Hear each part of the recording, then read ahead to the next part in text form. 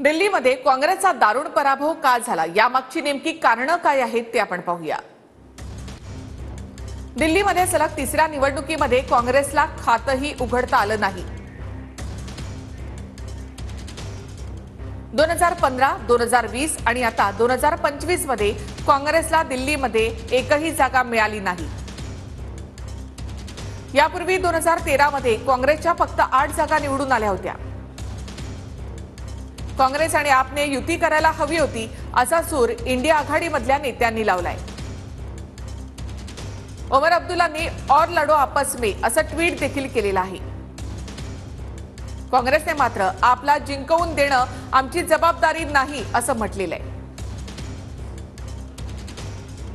अगर कांग्रेस पार्टी और आपका मनोमिलन होता तो अच्छी बात रहती।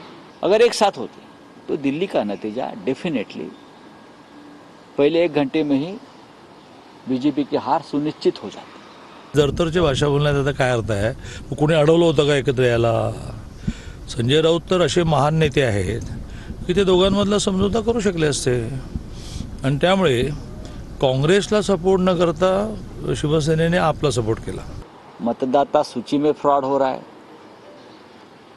और ये महाराष्ट्र पैटर्न नया बनाया है। तो मैंने भी कल कहा कि दिल्ली में भी महाराष्ट्र पैटर्न लागू किया है और महाराष्ट्र पैटर्न जैसा है वैसा ही दिल्ली में काम चल रहा था। चुनाव आयोग आंख बंद करके बैठा था। मोदी साहेबांचं काम जे देशभरामध्ये त्या ठिकाणी होतं त्याचं प्रतिबिंब त्या ठिकाणी उमटलं की जागतिक स्तरावर एवढा मोठा नेता देशाचं नेतृत्व करते तर दिल्लीतच का नाही।